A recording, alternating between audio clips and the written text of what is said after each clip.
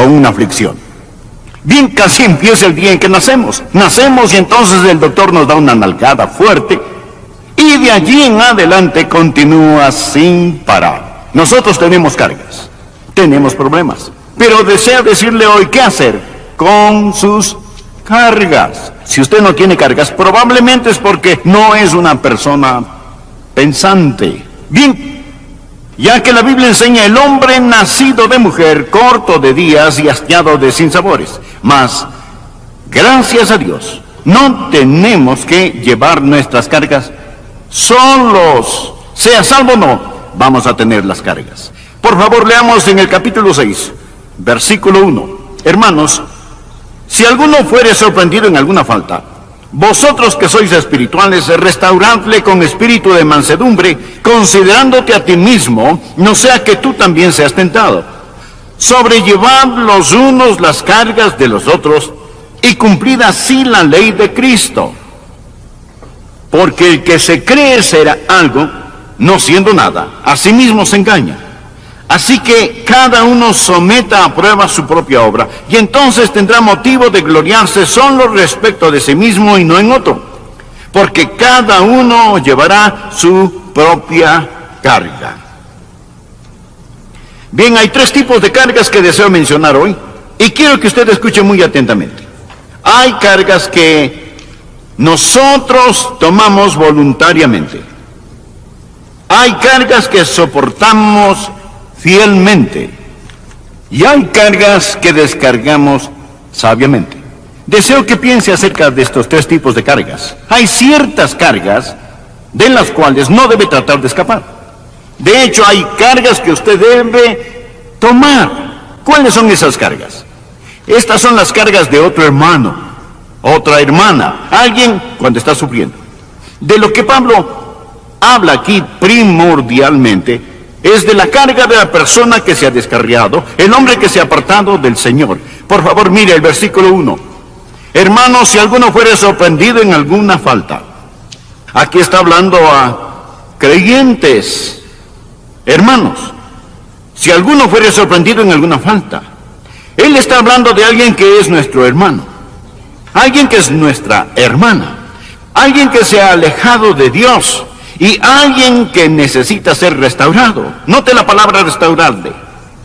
Él está diciendo, aquí está una persona que estuvo en compañerismo y ahora dejando ese compañerismo.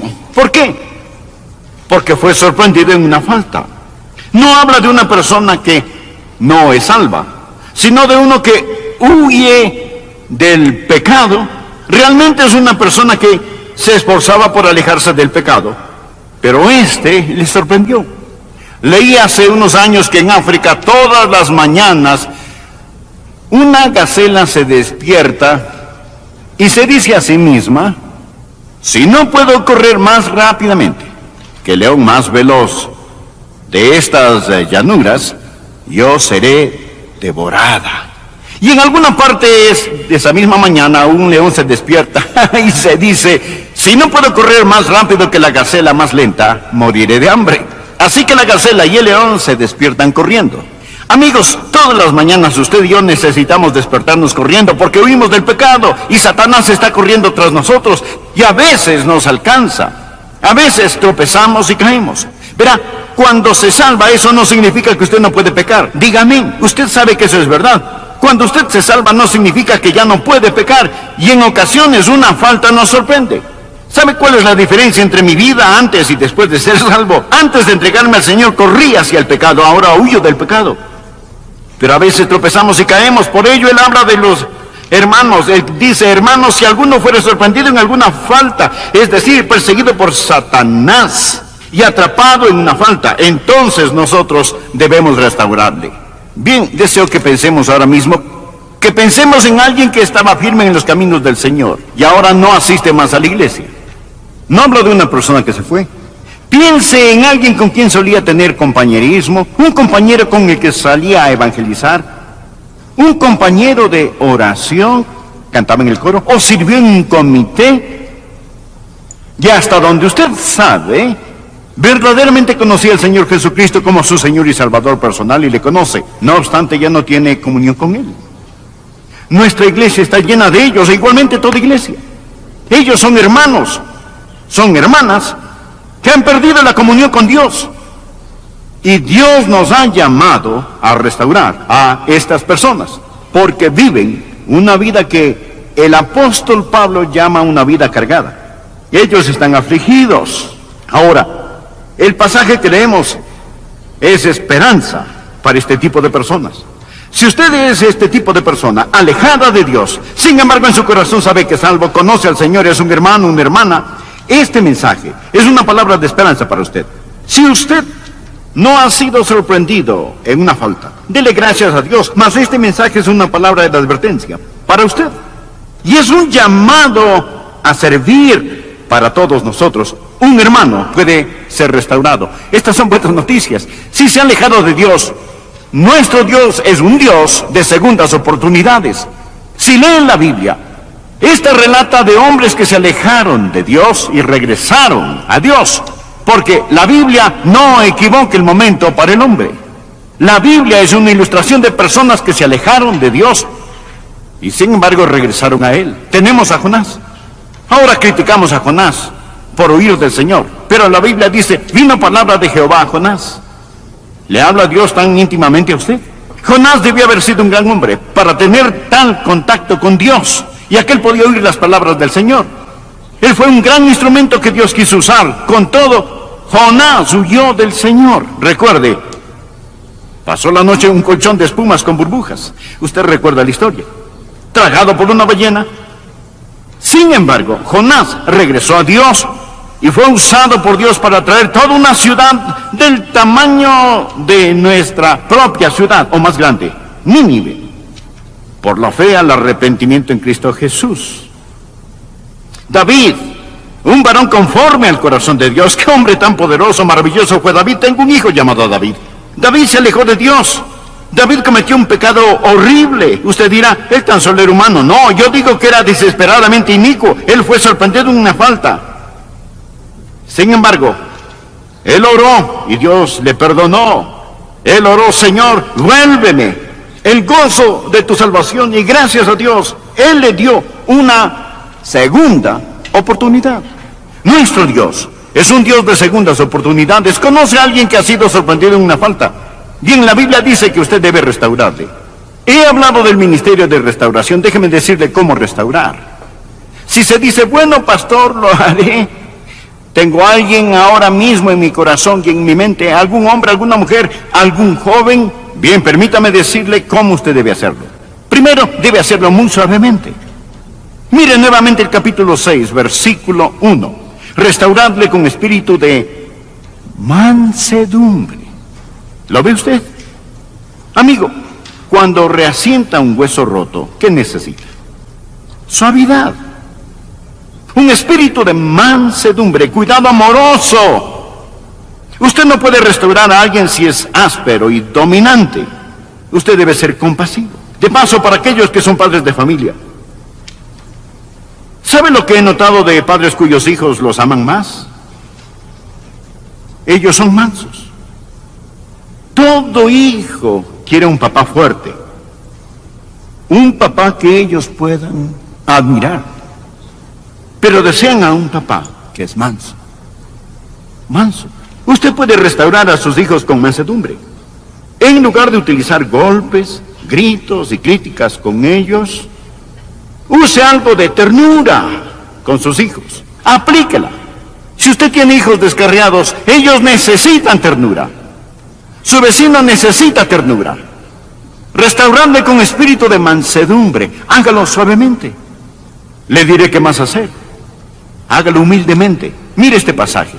Restaurarle con espíritu de mansedumbre. Ahora escuche. Considerándote a ti mismo, no sea que tú también seas tentado. Usted dirá, yo no. Amigo, hay tres personas en su asiento: la persona que usted es ahora, la persona que usted podría ser para la santidad y lo bueno en Dios, y la persona que podría ser para el libertinaje y la maldad. Si usted quita sus ojos de Jesucristo, usted dirá, bueno, eso no me pasará a mí. Bien, quiero hacerle una pregunta. ¿Le pasó a Jonás? ¿Es usted mejor que Jonás? ¿Le pasó a Elías? ¿Es usted mejor que Elías? ¿Pasó a Simón Pedro? ¿Es usted mejor que Simón Pedro? ¿Pasó a Juan Marcos? ¿Es usted mejor que Juan Marcos? No, la Biblia dice, así que el que piense estar firme, ¿que haga qué? Mire que no caiga. Así que cuando restauramos a otra persona, no solo debemos hacerlo suavemente o con mansedumbre, sino hacerlo humildemente, considerándote a ti mismo, no sea que tú también seas tentado. Una tercera forma para esta restauración es que necesitas hacerla compasivamente. Compasivamente. La Biblia dice en el versículo 2, sobrellevar los unos las cargas de los otros. ¿Lo ve? ¿Sabes? Una persona es verdaderamente hijo de Dios. No hablo de alguien que corre a pecar, sino de una persona que huye del pecado, mas ha sido sorprendida en una falta. Si es verdaderamente hijo de Dios, anótelo claramente, si esa persona es realmente salva, nacida de nuevo, y está fuera de comunión con Dios, está llevando una gran carga. Ahora si no es salva, no está cargando nada. Bien, pero si lo es, y está fuera de comunión con Dios, está llevando una gran carga. Présteme atención y permítame decirle algo. La persona más miserable sobre la tierra no es la inconversa. La persona más miserable sobre la tierra es la salva fuera de comunión con Dios. ¿No es cierto? Es totalmente verídico. Cuando David perdió la comunión con Dios, él dijo, Señor, vuélveme el gozo de tu salvación. Él no dijo, Señor, vuélveme tu salvación, sino vuélveme el gozo de tu salvación. ¿Cuál es la carga que estas personas llevan y por la cual debemos tener compasión? Primero, su relación con Dios omnipotente se ha roto. David oró en el Salmo penitencial, contra ti solo he pecado y he hecho lo malo delante de tus ojos. Esta persona que una vez caminó en dulce comunión con Dios, esa comunión con Dios se ha roto. Una de las partes más maravillosas de mi vida es la comunión que tengo con Dios. Esta mañana mi primer pensamiento al abrir mis ojos fue, buenos días, Señor. Te saludo, Señor, te bendigo, Señor. Simplemente la comunión con Él. Poder cantar y decir, vengo al jardín, solo cuando el rocío aún está sobre las rosas y la voz que llega a mí, el Hijo de Dios hace conocer, Él camina conmigo, Él habla conmigo y Él me dice que soy suyo. Esa persona que se ha alejado de Dios, esa persona que se ha descarriado, esa persona que ha sido sorprendida en una falta, lleva una carga, porque esa relación con Dios se ha cortado. Le diré algo más, su conciencia le culpa. David oró en el Salmo 32, versículo 4, porque de día y de noche se agravó sobre mí tu mano, se volvió mi verdor en sequedades de verano, en las áreas donde él era espiritualmente lleno de gozo, ahora estaba seco como el polvo. Existen cargas, amigo, que tomamos voluntariamente cuando llevamos la carga de otra persona. ¿Está usted dispuesto a hacer eso? La Biblia dice sobrellevar los unos las cargas de los otros. Ahora, existe otro tipo de carga. Hay cargas que soportamos fielmente. Por favor, leamos los versículos 4 y 5. Así que cada uno someta a prueba su propia obra. Subrayese. Así que cada uno someta a prueba su propia obra, y entonces tendrá motivo de gloriarse solo respecto a sí mismo y no en otro, porque cada uno llevará su propia carga. Esta no es una contradicción. Por un lado, la Biblia dice sobrellevando los unos las cargas de los otros, y luego dice cada uno llevará su propia carga. ¿Es esto contradictorio? No, es más bien complementario. La clave aquí es entender las dos palabras diferentes que se usan para carga. La primera palabra, carga, significa un bulto pesado, algo excesivo, algo que causa mucho peso, como estar fuera de la comunión con Dios. Es una carga muy pesada, es una carga abrumadora. Si alguien tiene una carga así, debemos ayudarle a sostener y a descargar esa carga. Es el tipo de cargas que tomamos voluntariamente cuando soportamos las cargas de otros. Mas la palabra para carga aquí es porción. Una palabra completamente diferente. Nos dan la idea de un cargamento de armas de un soldado, o una mochila, o un bulto amarrado a su espalda. Algo que es necesario, que no es una carga vana, sino algo que es útil, que le hará útil, y algo que a lo mejor vaya a salvar su vida. Ahora, Dios no quiere que vivamos vidas desordenadas.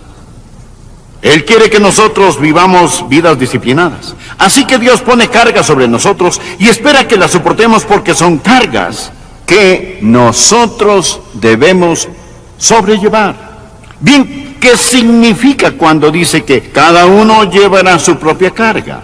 Significa que hay algo que usted no puede dejar que otra persona lo haga por usted.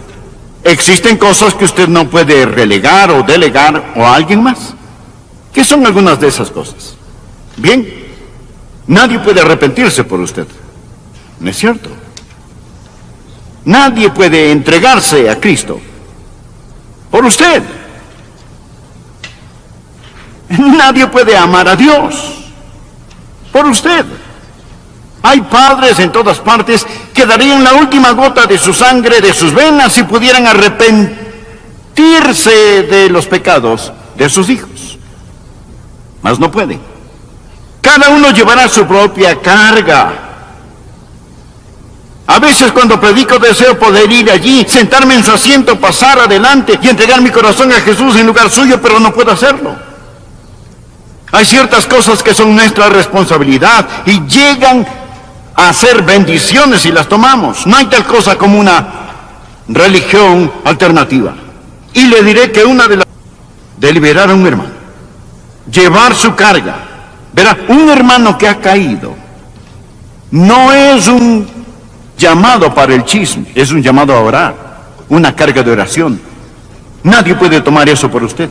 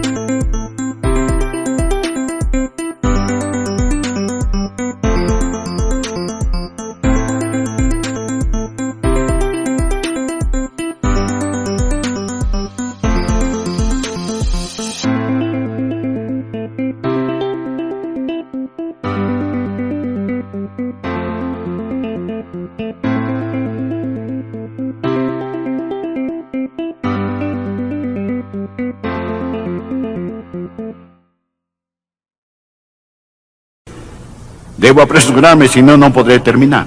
Vayamos al último punto. Le he mencionado que hay tres tipos de cargas. Las cargas que tomamos voluntariamente, cuando soportamos las cargas de otros. Las cargas que soportamos fielmente, cuando Él dice, cada uno llevará su propia carga. Hay ciertas responsabilidades que son nuestras y que nadie puede tomarlas en nuestro lugar.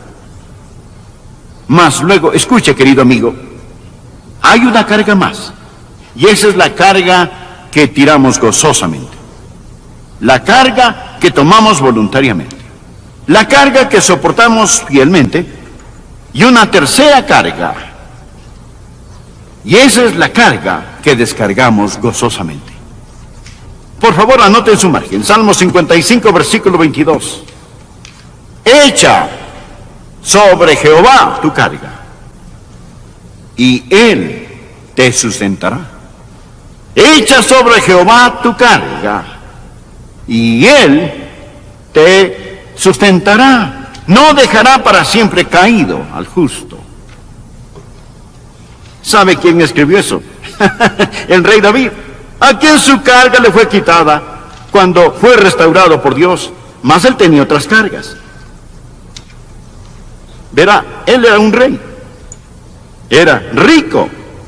Cuando escribió esto, él era piadoso, escribía los salmos, ya era de edad avanzada. ¿Qué aprendemos de esto? Que las cargas llegan a los ricos como a los pobres. Estas llegan a creyentes como a no creyentes. Había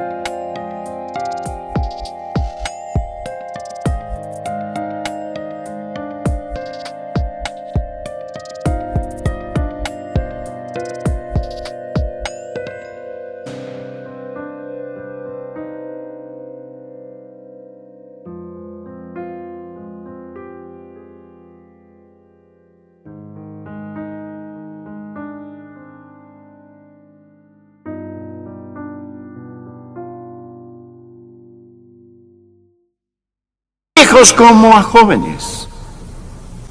Adrián, ¿tiene usted cargas? Sí. Usted tiene cargas. ¿Qué hacemos con nuestras cargas? Bueno, si tenemos estos tipos de cargas, tenemos que descargarlas sobre el Señor. Echa sobre Jehová tu carga. Cantamos un corito. Debo decirle a Jesús. Debo decirle a Jesús, no puedo llevar estas cargas solo.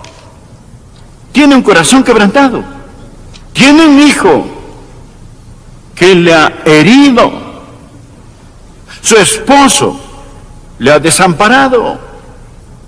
Posee una enfermedad física que está desgastando su cuerpo. Existe un problema que lo ha dejado confundido. La Biblia dice que debe echar sus cargas sobre el Señor. Puede ser que Dios le ha dado esa carga para que se la traiga a él.